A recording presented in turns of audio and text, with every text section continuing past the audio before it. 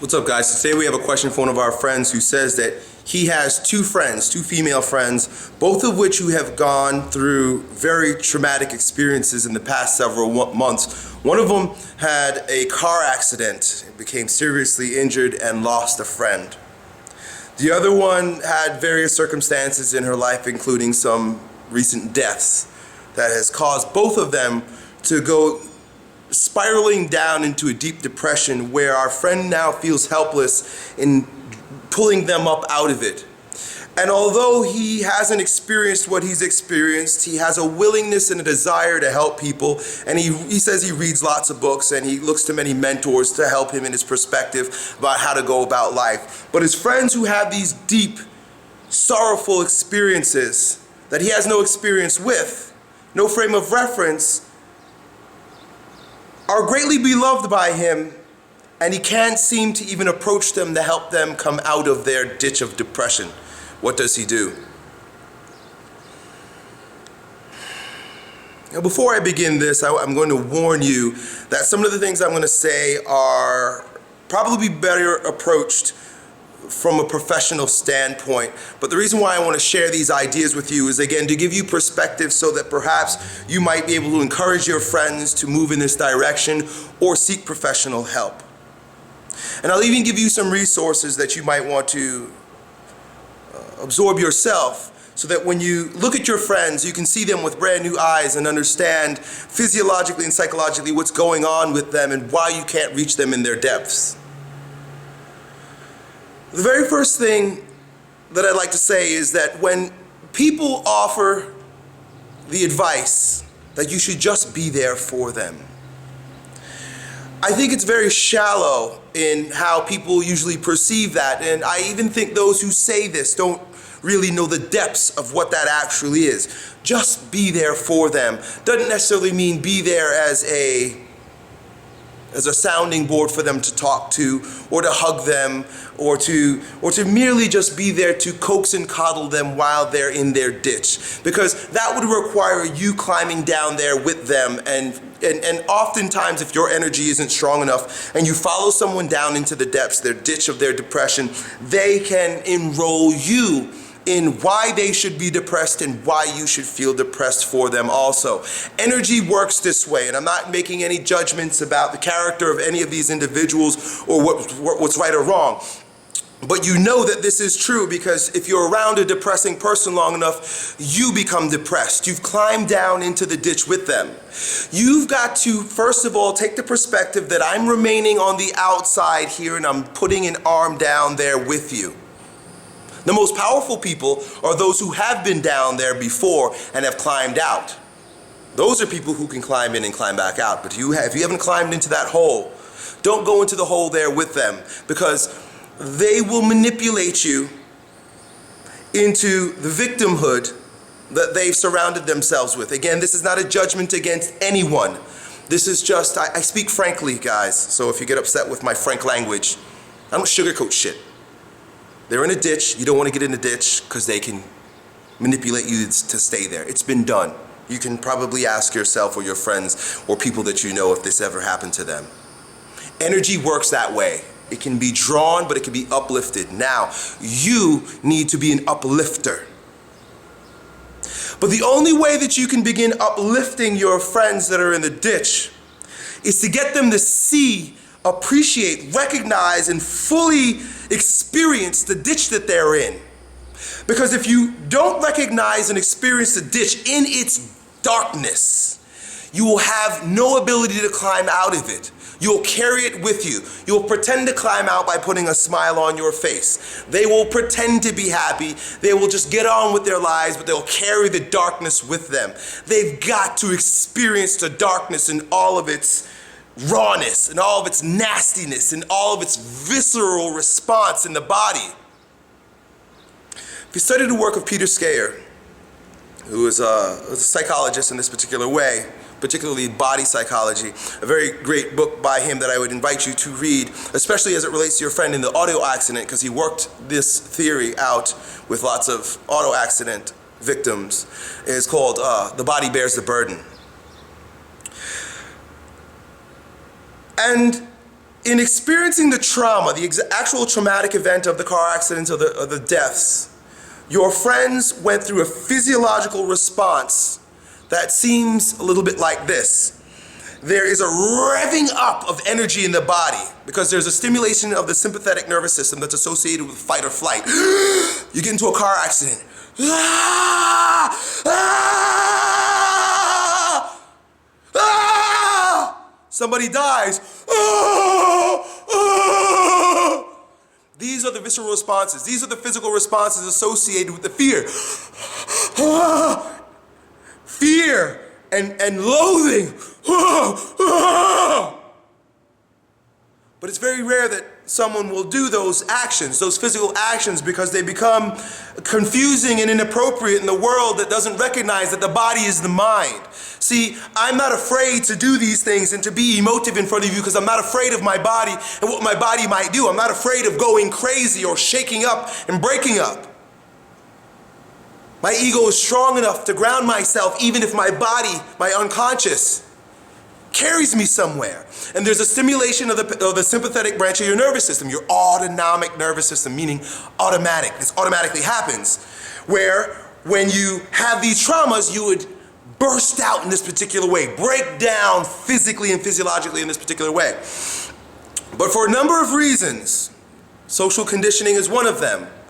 There's an immediate stimulation also of the parasympathetic branch of the nervous system that puts someone into shock because they don't move. They go, and that feeling of shock doesn't go away until the physical, the discharge of the energy happens. And most people keep walking around with the shock. And they might not look like that all the time, but their chest is probably very full. I guarantee you that they don't breathe very deep at all, either of them. They are either carrying around an anxiety that makes them on edge, or they've disassociated so much that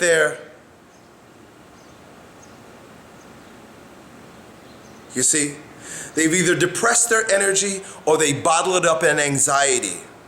Both of these circumstances, which are, I'm going to give you an analogy, like getting into a car, turning it on, putting your foot, jamming on the acceleration, and then jamming on the acceleration and the brake at the same time, right? Imagine you get into a car and you get your one foot on the brake, right, parasympathetic, and one foot on the accelerator. The car is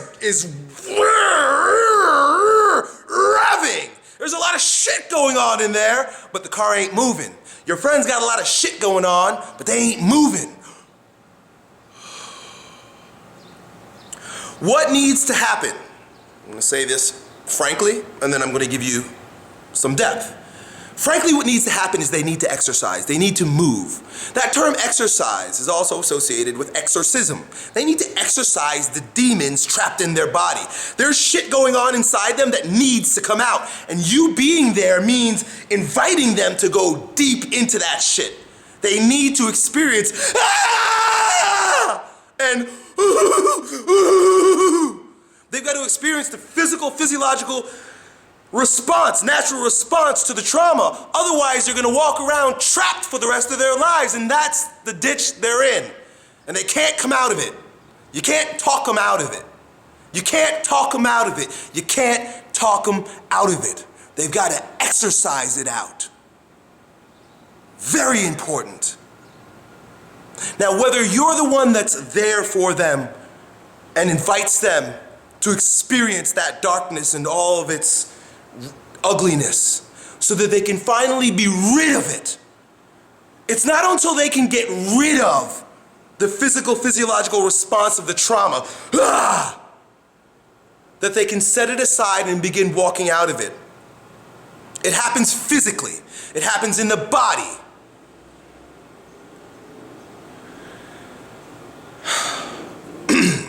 When I went through about 2 or 3 years, about 2.5 years of deep work with Bioenergetics and my mentor Bob Glazier. Deep work I went through with him. And there was a lot of that in there because we're all carrying trauma, just at varying degrees, at varying stages in our lives. Your friends have a very deep one that was onset in adulthood. But from childhood, we all have repressed trauma that needs to come out for us to lay it aside so that we can continue on the journey of becoming the strongest version of ourselves.